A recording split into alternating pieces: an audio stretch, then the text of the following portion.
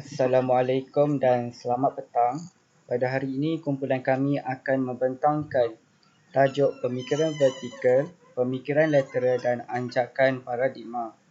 Kumpulan kami terdiri daripada Muhammad Aiman bin Muhammad Asri, Muhammad Asrizal bin Abdul Aziz dan Muhammad Aminuddin bin Azmi. Okey, saya akan membentangkan tentang pemikiran vertikal. Yang pertama ialah apakah maksud pemikiran dan vertikal. Menurut Kamus Pelajar edisi kedua, pemikiran bermaksud cara atau hal memikirkan sesuatu. Menurut tokoh Dewey dan Guilford pula mendefinisikan pemikiran sebagai aktiviti mental dalam sesuatu proses untuk menyelesaikan masalah yang dihadapi. Menurut Vincent pula, pemikiran diartikan sebagai aktiviti mental yang digunakan untuk membentuk atau menyelesaikan masalah dan membuat keputusan atau memuaskan sesuatu hasrat memperoleh jawapan. Menurut Kamus Dewan edisi keempat, mentadbirkan vertikal sebagai tegak lurus dari atas ke bawah atau sebaliknya. Menurut seorang tokoh iaitu Dr. Edward D. Bono, pemikiran vertikal merupakan salah satu pemikiran yang menggunakan proses-proses akal yang tradisional untuk mengatasi sesuatu masalah. Beliau beranggapan bahawa pemikiran vertikal berupaya untuk menjana satu idea atau penyelesaian kepada suatu masalah serta membuat penerokaan ke atasnya dengan lebih terperinci dan mendalam. Pemikiran vertikal juga dikenali sebagai pemikiran logik kerana ia menggunakan satu urutan langkah-langkah yang sistematik untuk menyelesaikan sesuatu masalah. Pemikiran ini akan menggalakkan para murid untuk menyelesaikan masalah yang dihadapi dengan pemikiran vertikal atau menegak melalui satu set soalan. Terdapat tiga ciri pemikiran vertikal. Yang pertama ialah pemikiran vertikal bersifat selektif. Pemikiran vertikal berminat untuk mencari jawapan yang betul melalui satu kaedah. Pemikiran vertikal akan memilih satu jawapan yang betul dan menganggap jawapan-jawapan yang lain salah, meskipun jawapan-jawapan yang lain itu sebenarnya betul. Yang kedua ialah pemikiran vertikal bersifat analytical. Seseorang yang berfikir secara vertikal akan mencari maklumat dengan menganalisis dulu sebelum menggunakan maklumat itu. Dan yang ketiga ialah pemikiran vertikal beroperasi secara berurutan, iaitu lepas satu-satu secara logikal. Ini merupakan contoh pemikiran vertikal, iaitu kita mahu pergi bercuti dengan kereta. Kemudian apabila tiba di pelabuhan Dover lewat malam untuk menaiki feri pada awal pagi esok, kita tidak mempunyai jam loceng tetapi perlu tidur. Bagaimanakah kita dapat memastikan untuk bangun pada masanya supaya tidak terlepas feri? Pemikiran logik atau vertikal mungkin menumpukan pada kemungkinan mencari jam loceng ataupun mendapatkan seseorang yang dapat mengejutkan kita. Tapi tindakan yang diambil akan dipertimbangkan secara logik. Kita mungkin akan mencari kedai, pasaraya, pusat perkhidmatan dan lain-lain yang berada berdekatan. Oleh itu, kita terpaksa tidak berbaloi untuk membayar sebuah hotel yang sanggup mengejutkan kita semata-mata. Okey, saya akan balik kepada pembentangan seterusnya. Assalamualaikum, saya Muhammad Asrizal bin Abdul Aziz. Jadi selepas Amin menerangkan tentang pemikiran vertikal, saya akan menyentuh sedikit tentang pemikiran lateral disebabkan saya akan buat pembandingan antara kedua-dua pemikiran ini di akhir slide saya. Jadi, saya teruskan. Okey, pemikiran lateral ni kita dapat definisikan dia sebagai satu cara penyelesaian masalah dengan menggunakan daya imajinasi dan bukan secara logik ataupun tradisional. Maksudnya di sini iaitu maksudnya di sini ialah pemikiran lateral ini bersifat lebih bebas dan dia tidak terikat dengan mana-mana pemikiran. Jadi idea yang dikeluarkan juga banyak. Idea yang dikeluarkan apabila kita menggunakan pemikiran lateral ini, kita dapat menghasilkan pelbagai idea dan pelbagai jenis jawapan. Dan jawapan-jawapan dan idea ini juga lari daripada skema jawapan ataupun idea-idea yang telah diamalkan. Jadi dia berbezalah dan dia lebih unik. Okey, di mana kita juga dapat definisikan dia sebagai akibatlah di mana kemahiran berfikir aras tinggi. Okey, dan tujuannya pemikiran lateral ini diperkenalkan ialah untuk kita melepaskan diri daripada cengkaman dan persepsi lapuk di samping untuk mencari dan mencipta idea-idea baru. Okey, di mana bila idea daripada pemikiran lateral diperkenalkan, kita akan dapat menghasilkan idea yang banyak dan justru kita akan bebas daripada idea-idea yang kita mungkin terikat sebelum ini, yang di mana kita dapat menghasilkan satu perbezaan pada orang lain. Okay. Pemikiran ini telah diperkenalkan setelah didapati terdapat pelbagai halangan menggunakan kaedah pemikiran konvensional, kaedah yang lama, dan pemikiran lateral ini juga dicipta bukan bertujuan untuk menyingkir corak pemikiran yang sedia ada, tapi salah satu jalan pantas dan ia sememangnya digunakan untuk menyelesaikan masalah. Berjaya digunakan untuk menyelesaikan masalah. Okey, dia dicipta bukan untuk menyingkir corak pemikiran yang sedia ada. Maksudnya di sini, pemikiran vertikal masih kita guna.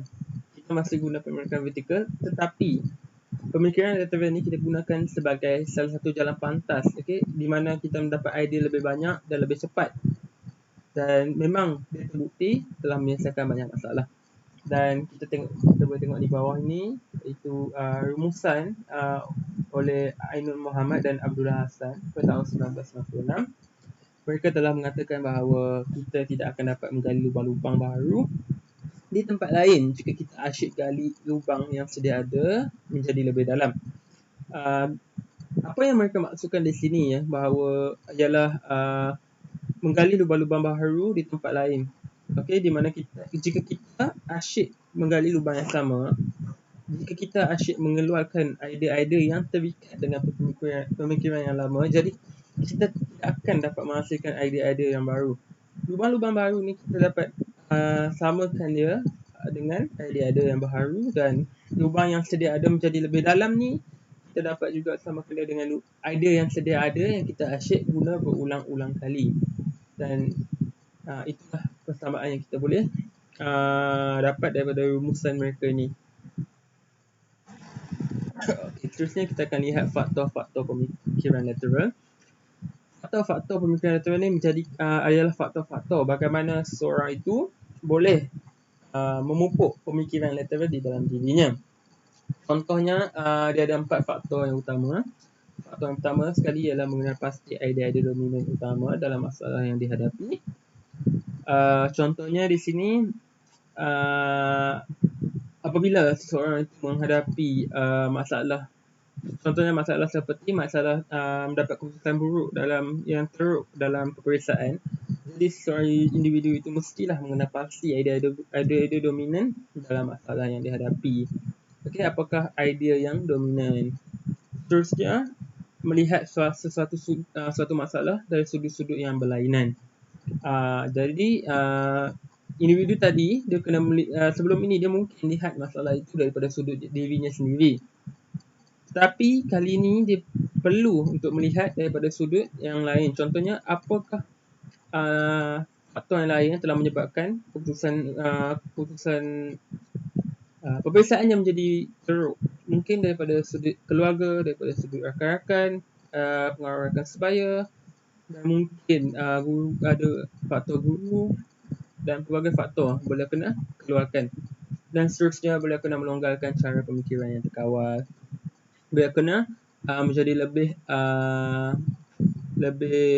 kita panggil lebih bebas dalam pemikiran ini, di mana beliau harus terima idea-idea yang telah atau sudut masalah dan idea-idea yang telah beliau keluarkan, dan menggunakan idea-idea yang diberikan oleh orang lain. Maksudnya beliau mendapat menanyakan tentang apakah yang beliau patut buat untuk meningkatkan prestasi peperiksaan beliau, dan mungkin daripada guru-guru dan kawan-kawan, dan boleh menggabungkan semua idea itu dan menjadikan satu idea, dan boleh mempraktikkan idea tersebut. Okey. Terusnya, contoh pemikiran lateral. Kita dapat tengok ada 3 contoh pemikiran lateral. 6 topik berfikir, provokasi dan pernyataan rawak. 6 topik berfikir merupakan salah satu contoh pemikiran lateral juga, di mana terdapat pelbagai idea yang contohnya dalam topi yang berwarna hijau, di mana seorang itu mengeluarkan pelbagai idea untuk menyelesaikan suatu masalah. Okey, berikut adalah perbezaan pemikiran vertikal dan pemikiran lateral. Okey, pemikiran vertikal adalah pemikiran. Okey, perbezaan yang pertama iaitu pemikiran vertikal dia hanya berfikir satu hala dan pemikiran lateral berfikir pelbagai hala. Okey, kedua, pemikiran vertikal ni boleh memilih-milih idea.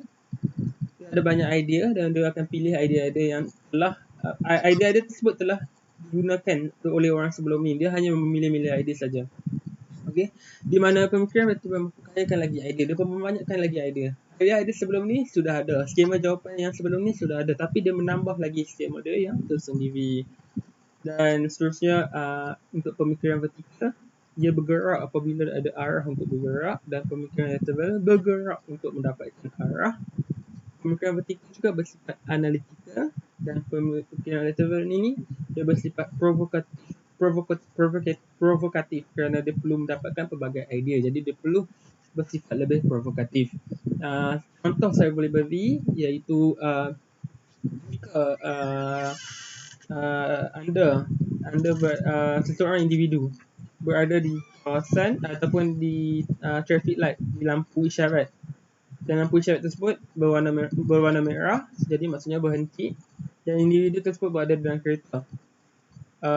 Dan tiba-tiba individu tersebut mendengar suatu letupan yang berlaku, amat kuat. Okey, jadi individu yang menggunakan pemikiran vertikal, dia akan menyangkakan bahawa letupan tersebut berasal daripada kemalangan yang berlaku, kemalangan jalan raya yang berlaku di berdekatan. Manakala individu yang mempunyai pemikiran lateral ini akan mempunyai idea yang lain daripada kemalangan. Dia mungkin akan berfikir sebagai letupan tersebut berpunca daripada letupan bom yang terjadi, ataupun bangunan yang runtuh, ataupun tiang yang jatuh di jalan. Pelbagai idea yang akan sebelum dia melihat tersebut, dia akan mempunyai pelbagai idea yang dikeluarkan, berbeza dengan individu yang berfikir satu hala, iaitu vertikal. Seterusnya Aiman akan menyambung slide kami. Terima kasih.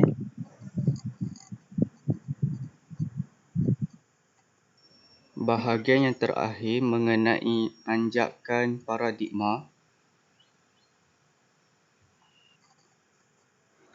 Apakah itu anjakan paradigma? Saya telah membahagikan kepada dua bahagian utama, iaitu anjakan dan paradigma. Dua perkara ini mempunyai maksud yang berbeza, jadi kita mestilah memahami terlebih dahulu supaya dapat membezakan antara satu sama lain. Yang pertama, anjakan. Anjakan didefinisikan sebagai melompat, iaitu beranjak dengan melompat dari satu arah kepada arah yang lain. Anjakan juga bermaksud perubahan cara dalam berfikir, iaitu memfokuskan kepada satu arah sahaja semasa berfikir. Kemudian, paradigma. Paradigma bermaksud rangka atau peta pemikiran individu. Peta pemikiran ini akan mempengaruhi persepsi dan sudut pandangan individu semasa berfikir. Maka apabila anjakan dan paradigma ini digabungkan, akan terhasillah pemikiran yang dipengaruhi persepsi individu. Seterusnya saya akan menerangkan dengan lebih mendalam tentang paradigma. Paradigma bermaksud rangka fikir yang membantu manusia dalam memahami sesuatu perkara. Maksudnya di sini, apabila kita mempunyai masalah, maka rangka fikir inilah yang akan membantu kita dalam memahami masalah tersebut. Dalam paradigma, ia akan melibatkan gabungan pelbagai andaian, konsep dan penilaian dalam berfikir. Paradigma ini juga akan menerangkan dunia kepada manusia semasa berfikir, dan ia juga merupakan pengaruh yang kuat kepada pemikiran, persepsi dan pandangan manusia dalam berfikir. Seterusnya, paradigma dan persepsi.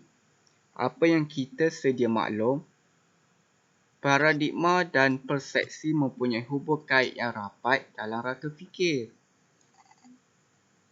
Apa yang saya ingin beritahu di sini, kita boleh lihat apa yang kita ingin lihat dan kita boleh terpengaruh dengan apa yang kita lihat. Berdasarkan gambar rajah yang diberi, setiap individu akan mempunyai pandangan yang berbeza dalam pentafsiran. Ada individu berpendapat wujudnya sebuah pulau di lautan dan ada individu berpendapat gambaran ini merupakan sebuah album di dalam rumah. Jadi berdasarkan penglihatan yang dilihat oleh kita, ia membuktikan bahawa gambaran tersebut mempengaruhi fikiran kita dalam berfikir. Mari kita kenali apakah itu sifat persepsi. Yang pertama, sentiasa berubah-ubah. Ini kerana dalam berfikir ia akan melibatkan pelbagai cara dan keadaan tersebut akan mempengaruhi persepsi. Yang kedua, bersifat peribadi di mana persepsi atau pandangan ini datang daripada individu tersebut. Dan yang terakhir, persepsi juga bersifat selektif, iaitu pilihan atau minat dalam sesuatu perkara. Seterusnya, kesan persepsi kepada individu. Yang pertama, penghasilan keputusan yang baik. Ini kerana apabila individu mempunyai masalah, maka dia akan menggunakan rangka fikir yang dipengaruhi persepsi untuk menyelesaikan masalah tersebut dengan baik. Yang kedua, perkara sukar akan menjadi mudah sekiranya berfikiran positif. Di sini kita dapat lihat persepsi ini akan membantu rangka fikir kita untuk berfikir dengan baik dalam menyelesaikan masalah. Dan yang terakhir, penukaran persepsi negatif kepada positif. Dalam rangka fikir, persepsi ini akan mengeluarkan pandangan negatif dan menukarkannya kepada pandangan yang positif dalam menyelesaikan masalah. Apakah yang akan berlaku jika kesilapan dalam persepsi? Pertama, gagal melihat sesuatu perkara. Individu yang mempunyai masalah akan gagal dalam menyelesaikan masalah tersebut dengan baik. Kedua, tertinggal beberapa perkara penting. Apabila individu mempunyai masalah dan masalah itu diselesaikan menggunakan rangka fikir yang dipengaruhi dengan persepsi yang salah, maka sebahagian maklumat penting akan tercicir. Ketiga, faham sebahagian situasi sahaja. Kesilapan dalam persepsi akan menyebabkan individu memahami sebahagian masalah sahaja dan bukannya secara keseluruhan. Keempat, gagal menerima kesan daripada tindakan dan pendapat orang lain. Individu yang mempunyai persepsi yang salah dalam menyelesaikan masalah, maka kesan yang telah diambil dalam menyelesaikan masalah tersebut akan gagal dan mereka juga gagal dalam menerima pendapat orang lain dalam menyelesaikan masalah. Dan yang terakhir, gagal menghasilkan alternatif atau cara lain dalam menyelesaikan masalah. Bagaimana cara untuk mengubah persepsi anda dalam berfikir? Pertama, menganjak paradigma, iaitu kita mengubah cara berfikir daripada pemikiran A kepada pemikiran B. Kedua, mempelbagaikan paradigma. Dalam berfikir, kita mempelbagaikan cara untuk menyelesaikan masalah dengan baik. Ini kerana untuk membolehkan kita dalam memilih cara yang terbaik dalam menyelesaikan sesuatu masalah.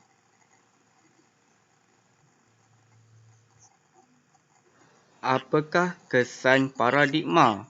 Pertama, membantu membuat penilaian masalah dengan baik. Kedua, menentukan cara kita berfikir dan bertindak.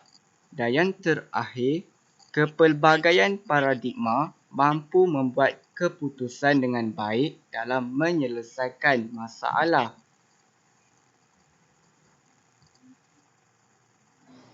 Contoh anjakan paradigma, saya akan memfokuskan kepada isu semasa berkenaan virus COVID-19.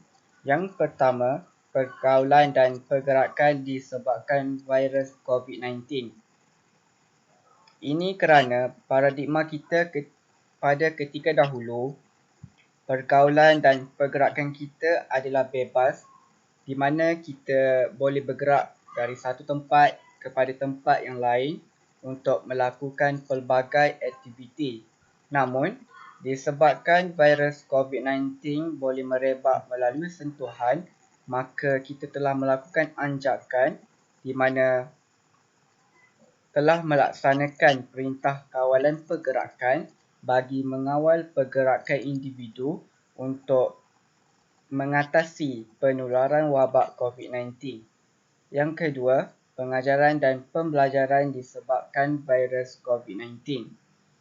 Paradigma kita pada ketika dahulu, kita memerlukan pengajaran dan pembelajaran secara bersemuka dengan para pensyarah.